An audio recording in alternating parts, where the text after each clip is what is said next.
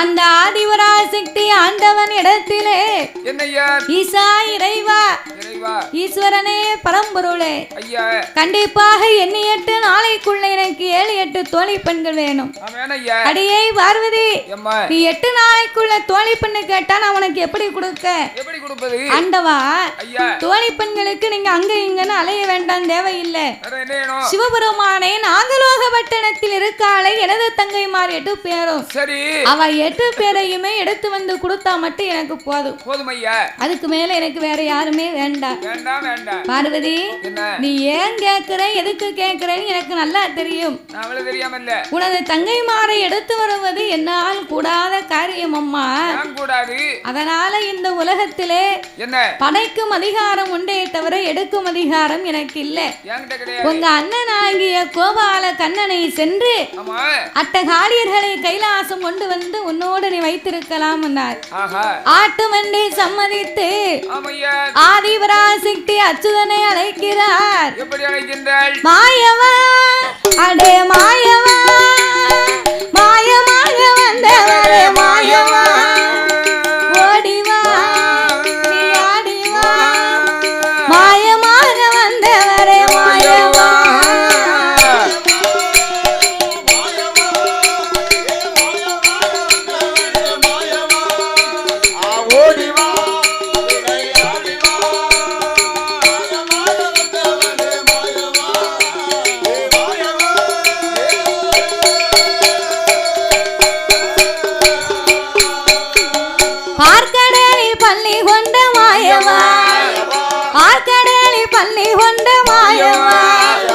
பச்சை மாலை என்பேருமா ஓடிவா நீ ஆடிவா மாயமாக வந்தவரே மாயவா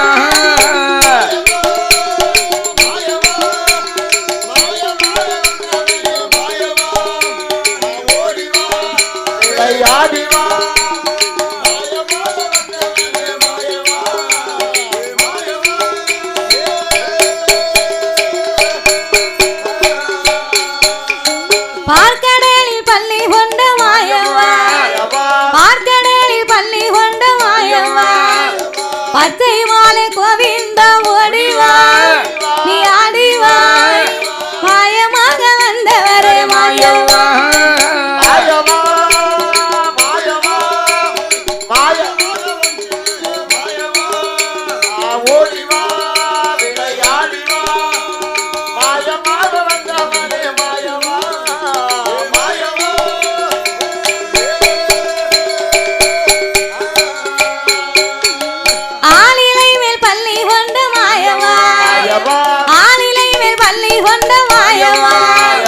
ஹரிராம கோபால ஓடிவா நீ ஆடிவா மாயமாக வந்தவரே மாயவா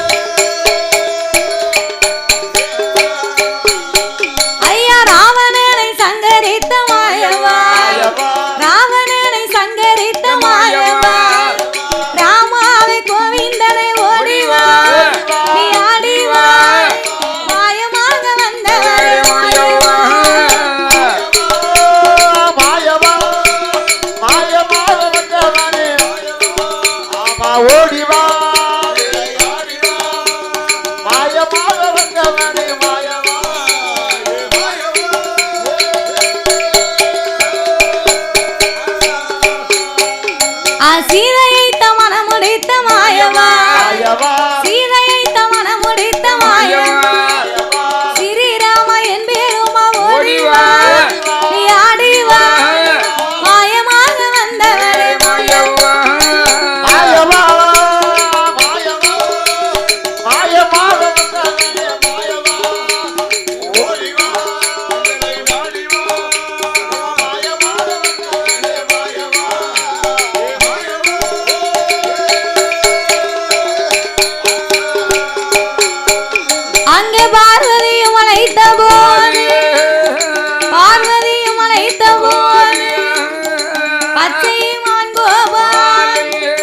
அவர் பச்சை கால்களுடன் பச்சை கால்களுடன் எங்க பரந்தாமன் வாரார்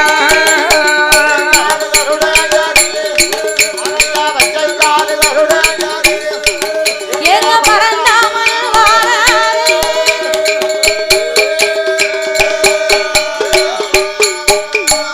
பச்சை கால்களுடன் ஏறி பரந்தாமன் கோபாலன் கைலாச மலைக்கு வந்து கண்ணன் தங்கையின் இடத்திலே வந்து அம்மா பார்வதா தேவி ஏனம்மா என்னை அழைத்தாய் அண்ணனை அழைத்த காரணத்தை சொல்ல வேணும் என்று அச்சுதனாகி என்பெருமான் கேட்க வந்தான் பார்வதி சொன்னார் அண்ணா கோபால கண்ணா சிவபெருமான் இடத்தில என்ன மாதிரி அழகு பண்ணி எங்கேயாவது உண்டான்னு கேட்டேன் நான் ஒரு வார்த்தை கேட்டதுக்கு ஆண்டவன் என் மனதையே காயப்படுத்தி விட்டார் என்னைய விட என் தங்கச்சி தான் அழகா இருக்கான ஆண்டவன் சொல்லி விட்டார் அண்ணா அதனால இனி இந்த ஆண்டவன் அவ 8 பேரையும் பார்க்க கூடாது அதுக்கு என்ன செய்யணும் கைலாசத்தை விட்டு நீ நாகலோக பட்டணத்திற்கு சென்று எனது தங்கையுமாறு 8 பேரையுமே நீ எடுத்து வந்து கொடுக்கணும் அப்படின்னு சொன்ன உடனே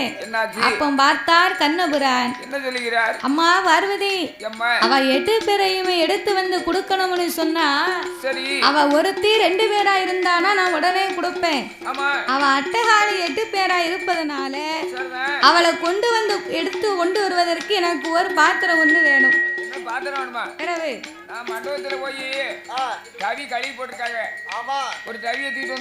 தவியால பறக்க முடியுமா ஐயா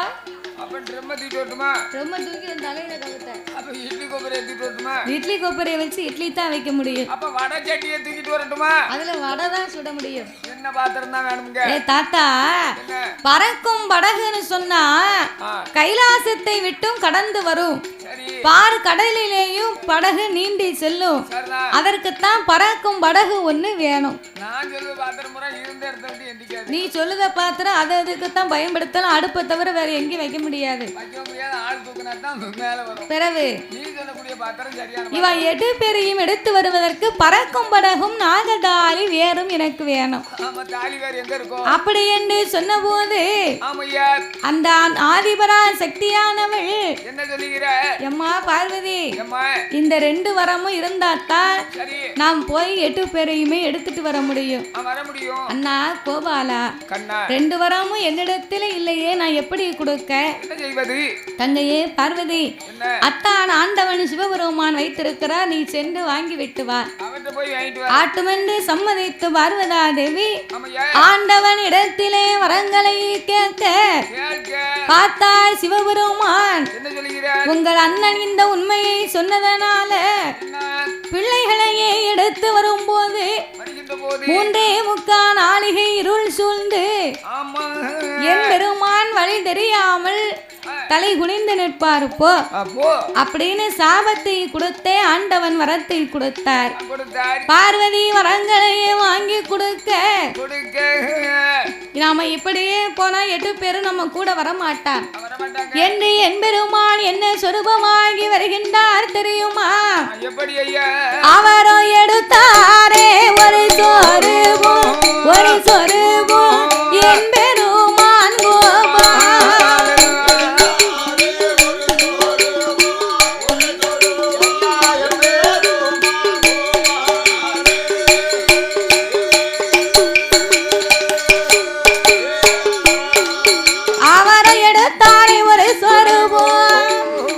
என் பெருமான் கோபால் அவர் மோகினி அவடி ஒங்குண்டு என் பெருமாளாகப்பட்ட கோபால கண்ணன் அரக்கனை வதை முடிப்பதற்கு அச்சுதன் மோகினியாகவே ரூபம் கொண்டு போனவர்.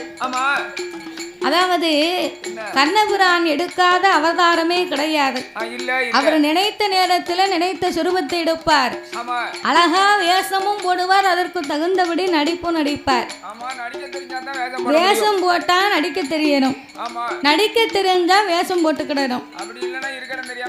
அப்படி இல்லைன்னா இருக்க இடம் தெரியாம நீ சொன்ன மாதிரி இருக்கணும். அப்போ கண்ணபுரான் இந்த 8 பேர்களையுமே ஏமாத்தி கைலாசத்துக்கு கொண்டு வரணும்னா ஒரு பெரிய ஆளு வேஷம் போட்டு போனாதான் சின்ன பிள்ளைங்களை ஏமாத்த முடியும் அப்படின்னு சொல்லி என் பெருமான் கோபால கண்ணன் அவர் எடுத்தாரை ஒரு சொருபம் 90 10 சேர்ந்த துவண்டதொரு கிழவனை போல் 400 10 சேர்ந்த நரைத்ததொரு கிழவனை காவி உடையணிந்து துளசி மணி மாலை போல் பட்டநாமம் பலக்கு சாய் பரந்தாமன் கோபால் இட்ட நாமம் 27 கண்ணன் தொட்ட நாமம் 96 என் கோபாலம் போட்டு நாகலோக பட்டணம் நாராயணன் வாரா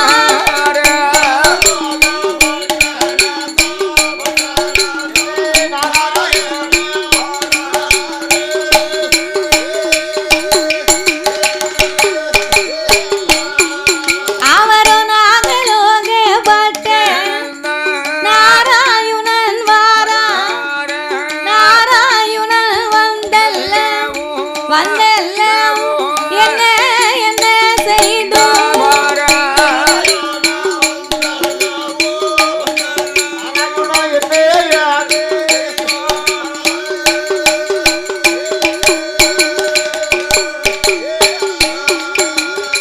கண்ணபிரான் காவி உடை அணிந்தார் கழுத்திலே துளசி மணி மாலை அணிந்தார் பட்டநாமம் வழக்கு சாட்டி இட்ட நாமம் 27 தொட்ட நாமம் 96 போட்டுக்கொண்டு நேர நாகலோக பட்டணத்திலே வந்து பார்க்க காளியர்கள் 8 பேரும் அவ கையாலே மணலை குமித்து சின்னஞ்சிறிய வீடு கட்டியே விளையாடி கொண்டிருக்கிறார்கள். அப்ப சின்னஞ்சிறிய வீடு கட்டி விளையாண்ட உடனே கண்ணபிரான் பார்த்தார். அடேங்கப்பா, நம்ம தங்கச்சியா இவ 8 பேரும் இப்படி ஒரு அழகா இருக்கா, இப்பொழுதே சென்று இவளை நாம கைலாசத்துக்கு எடுத்து போக வேணும் என்று மாணிக்க புத்தையை பார்க்க நடந்து வந்து கொண்டிருந்தார். பார்த்தா சிவராமனங்கை அம்மா. சிவராமனங்கை அம்மா பார்த்த உடனே, ஏ தங்கைமார்களே, ஏ காளியம்மா, ஏ மாரியம்மா, ஏ முத்தாரம்மா, தாயே முப்பிடாதி, எல்லாரும் இங்க வாங்க. சிவராமனங்க தானே கூப்பிட்டுக்கிட்டு இருக்கா, அவதான இன்னைக்கு மெயின் ஆளு. பிறகு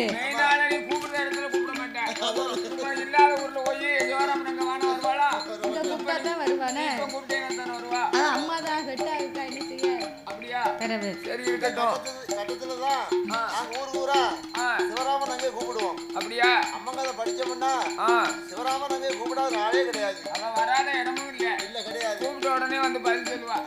ஒவ்வொரு 5 பேர்களுக்கும் ஒவ்வொரு பேர் வச்சிருப்பேன். என்ன பேரு? காளியம்மா கருமாரின்னு.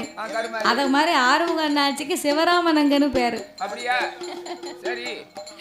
அப்ப இவ காளியர்கள் 8 பேர்களும், ஏ தங்கைமார்களே, அதோ பார்த்தாயா, நம்ம மாணிக்கு புத்த பார்க்க யாரோ ஒரு பண்டார கிழவே ஊருகிற தெரியாம ஒத்தையில வாரத மாதிரி இருக்கு. அம்மா அப்பா வேற அரண்மனையில இல்ல, இறை தேட போயிட்டாங்க. அவங்க வாருவதற்குள்ள இந்த தாத்தாவை வழி அனுப்பி வைப்போண்டி, இல்லன்னா 2 பேரும் வந்தா இவரை கொத்தியே கொன்றுவாங்க, வாங்க போய் நம்ம கேப்போம் அப்படின்னு 8 பேரு ஓடி வந்தா. ஏ தாத்தா, ஏ பண்டாரோ, ஏ தாத்தா, உனக்கு ஊர் எது? ஊரவும் இல்ல சொரியவும் இல்ல. ஊரவும் இல்ல சொரியவும் இல்லையா? உனக்கு ஊருனா சொரிஞ்சா எனக்கு என்ன? உனக்கு ஊத்தம் சிறங்கு இருந்ததுன்னு வையி, அம்மா அப்பதான் அக்னி சட்டி எடுத்துட்டு வந்தா, அதுல நல்ல சாம்பல் இருக்கும், அள்ளி அரைக்கு தேயி நல்லா உனக்கு கேட்டுக்கிடும். அந்த அக்னி சட்டில இருக்கிற அந்த சூடா இருக்க சாம்பல் அள்ளி காலத்துக்காரட்ட கொடுத்துரு. காலத்துக்காரட்ட கொடுக்கவா? நீதானே சிறங்கு இருக்குன்னு. எனக்கு சிறங்கு இருக்குன்னு சொன்னா அம்மா கோவில்ல கொப்பரையில இருக்கோரு திருநீர். திருநீர் அந்த திருநீர் அதை எடுத்து தேயி, திருநீர் சாம்பல் எல்லாம் அவளுக்கு தானே. பிறகு ஏ பண்டாரா, உனக்கு ஊர் தானே கேட்கலையா? ஊரு எதுன்னு கேட்டேன். காதே கேட்க மாட்டேக்கு, கண்ணும் தெரிய மாட்டேங்குது. பிறகு நீ எல்லாம் எங்க இருந்து இங்க வந்தியோ தெரியல. காது வந்து காது யாருக்குனே ஒரு காது சீக்காது ஒரு காது கேட்காது. ஆமா ரெண்டு போச்சு. கண்ணியா தெரிய மாட்டேங்கன்னா தெரியத்தான் செய்யுது. எப்படி தெரியுது? அதாவது கிட்ட நிக்க ஆம்பளை தெரிய மாட்டேங்குது. கிட்ட நிக்க ஆம்பளை தெரிய மாட்டேங்குது. எட்டி நிக்க பொம்பளையால் மட்டும் தெரியுது. அங்க நிக்க பொம்பளை. அப்ப நல்ல கண்ணு தானே. அதான் ஆஸ்பத்திரி போயிட்டு இருந்தேன். அப்ப கிட்ட ஆம்பளை விட்டுட்டு பொம்பளை விட்டுட்டு எட்டி ஆம்பளை விட்டா கிட்ட நிக்க பொம்பளையால் தான் தெரியும். எட்டி நிக்க ஆம்பளையால் தெரியாது. ஏ தாத்தா ரெண்டு பார்வை உன் பார்வை இப்படி இருக்கும் எனக்கு முதல்ல தெரியும்னு வை. அரவிந்த் டாக்டர் கிட்ட போன் போட்டு ஆஸ்பத்திரி டாக்டர் கிட்ட கண்ணை நோண்டி விடுங்கன்னு சொல்லியிருப்பேன். 35,000 ரூபாய் செலவழிச்சிருக்கேன். இன்னும் என்ன நோண்ட சொல்ல போறேன். பார்வையில ரெண்டு பார்வை உண்டு. ஒண்ணு கிட்டத்து பார்வை, ஒண்ணு எட்டின பார்வை. சொல்லுவாங்க தாத்தாவுக்கு எட்டின பார்வையோ அப்படிங்கிறது. தாத்தாவுக்கு கிட்டத்து பார்வையோ அப்படின்னு சொல்லுவாங்க. மனசுல கோளாறு. அதாவது மனிதர்களுக்கெல்லாம் ஆண்டவன் வந்து பார்வைக்காக ஒரு பார்வையை கொடுத்தார். சரி. ஆனால் ஒவ்வொரு மனிதர்களுமே ஒவ்வொரு மனிதர்களை பார்க்கக்கூடிய பார்வையின் விதமே வேற. இன்னைக்கு ரோட்ல ஒரு பொண்ணு போறாங்கன்னா நமக்கு சின்ன பிள்ளையா இருக்காங்கன்னா நமக்கு தங்கச்சியா நினைக்கலாம். நமக்கு பெரிய ஆளா இருக்காங்கன்னா நமக்கு ஒரு அம்மாவா நினைக்கலாம். இல்ல நம்மள மாதிரி ஒரு பிள்ளையா இருந்தா ஒரு தோழியா நினைச்சு பார்க்கலாம். ஆனா எதுக்குமே இந்த நாட்டுல வழி இல்லையே. நாங்க பார்க்க நீங்க தப்பா நினைக்க கூடாது. ரோட்ல நடந்து போகும்போது சரி ஒரு பொண்ணு போச்சு அதை பார்த்தோம்னா நீங்க உடனே பார்த்த உடனே தப்பா நினைக்க. அதானே கேட்டேன். அதுதான் கிடையாது. இல்ல அங்க பார்க்கோம்னா நம்ம பிள்ளை மாதிரி இருக்கு. எல்லோருடைய பார்வையும் அப்படி அல்ல. ஒவ்வொரு பார்வையிலையும் பார்க்கக்கூடிய பார்வையின் விதம் இருக்கு. மூத்த பிள்ளை கலைச்செல்வி மாதிரியே இருக்கு. நம்ம பிள்ளை மாதிரியே இருக்கு. அதானே அப்படி நம்ம நினைச்சு பார்ப்போம். என் பேத்தியா விஜி மாதிரியே இருக்கா. ஆமா அப்படின்னு நினைக்கிறோம். அப்படி நினைப்போம். அப்படி நினைக்கிறது வரைக்கும் நாட்டுல பெண்களுக்கு எந்த விதமாட்டப்பட்ட தவறுமே நடக்காது. அதனால என் தாத்தா பண்டாடோ நீ எந்த ஊரு, உனக்கு எங்க இருந்து இங்க வர? வாருங்கம்மா பேத்திமார்களே, நான் காசியில இருந்து கால்நடையாங்க கன்னியாகுமரியிலே கடற்கரையிலே நீராடி தெக்கனிக்கு போறியா? நாள் இருக்கு. பிறகு நாளைக்கு மறுநாள் வடகரைக்கு போவேன். அதனால கன்னி பகவதி அம்மாளை வணங்க வேணும் என்று நான் இந்த பாதையா வந்து கொண்டிருக்கிறேன். அம்மா என்னை பார்த்து நீ தவறா நினைக்காத. ஏன் வாருங்கம்மா காளிமாரே, வார்த்தை ஒன்றை சொல்ல உங்களோட அரண்மனையில் அம்மா சிவராமனங்க அரண்மனையில தாத்தா வந்திருக்கனே, தாகத்துக்கு தண்ணி இருந்தா கொடு. 12 மணி ஆகுமா? அந்த தண்ணியை உன் பேத்தியாளுக்கு வாங்கி கொடு. ஏன் குடிக்கிறதுக்கு பச்சை தண்ணி இருக்கான்னா உனக்கு எவ்வளவு இருக்கு? பிறகு நாங்களாம் குடிக்கிறதுக்கு ஆளு கிடையாது. தண்ணியும் தாகமா இருக்கு, தாத்தாவுக்கு தண்ணி இருந்தா கொடு. ஏ பண்டாரோ இங்க தண்ணி கிடையாது. சாப்பாடு வச்சிருக்கியா? சாப்பாடும் இல்ல கீப்பாடும் இல்ல. ஏ நேத்து பொங்கன பழைய சோறு இருக்காம்மா? பழைய சோறும் இல்ல கிளைய சோறும் இல்ல. போ. அப்ப 8 பேரு எதைத்தான் சாப்பிட்டு உயிரோட இருக்கிறீங்க? நாங்க வந்து எங்க அம்மாவும் எங்க அப்பாவும் 7 சத்தா சமுத்திரம் கடல் கடந்து 7 மலை கடந்து அங்க போய் கொம்பு தேன் எடுக்க போயிருக்காங்க. கொம்பு தேன் எடுக்க போயிருக்காங்க. வயித்தால போயிருக்காங்க. வயித்தாலையா? வயித்தால போச்சுன்னா 2 மாத்திரை வாங்கி போடு. அதுலயும் காத்தால கூட 2 வாங்கி போடும். அப்படி கிடையாது. சர்ப்பம் வந்து பாம்பு வந்து சரி வயித்தால தான வந்து போவோம். ஆமா 2 காலுக்கு நடந்து போறோம். ஆமா அதனால ஆடு மாட்டுக்கு வந்து கால் இருந்து நடந்து போகுது. சரி பாம்பு காலுக்கு கிடையாது. அதனால எங்க அம்மாவும் அப்பாவும் இறை தேட சென்று விட்டார்கள். ஆமா அதனால என் தாத்தா எங்க அரண்மனைக்குள்ள நீ வராத. நாகராஜனும் நாகக்கண்ணி எங்க அம்மா அப்பா கண்ட உன்னை உயிரோட வர மாட்டாங்க அப்படி என்று சொன்ன போது அப்போ கண்ணபிரான் பார்த்தார். நீங்கள் இருக்கக்கூடிய அழகுக்கும் அறிவுக்கும் இங்க மண்புத்துக்குள் இருந்தீரான ஒரு மகிமையுமே கிடையாது. நீங்க இருளுக்குள்ள இருந்தீரா, உனக்கு இன்பம் அது கிடையாது. நீங்க என்னோடு வந்தீரானா, என்னோடு வந்தீரானா ஏக கைலாச அழைத்து போவே.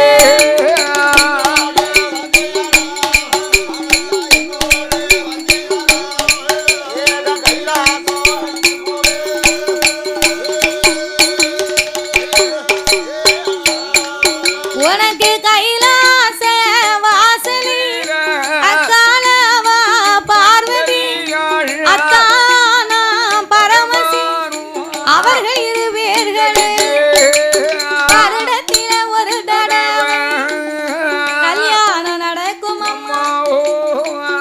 டவுசர் போட்ட தம்பி அப்பலையும் பிடிச்சிட்டு வந்த டவுசர் போடல முக்கா கால் பேண்ட் போட்டுருக்கான். இல்ல இது என்னது ஏ தம்பி நீ தாண்டா படிக்கணும். பெரிய சின்ன பத்திரம் போட்டு கொண்டு வந்திருக்கான். 100 ரூபாயா டீ குடிக்க 20 ரூபா குறையுது அதானே.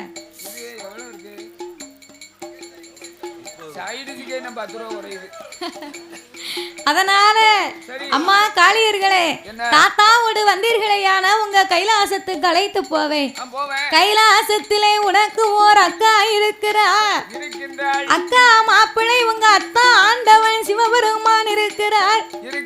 அவங்க 2 பேருக்குமே ஆண்டுக்கு ஒரு முறை திருக்கல்யாணம் நடக்கும். ஒரு கல்யாண வீட்டுல என்னென்ன சாப்பாடு உண்டோ அத்தனை வகையும் உனக்கு தாரேன். 21 வகை கறியும் உனக்கு எலுமிச்சங்காய் பச்சடியும் எம்மா 41 வகை கறியும் நார்த்தங்காய் பச்சடி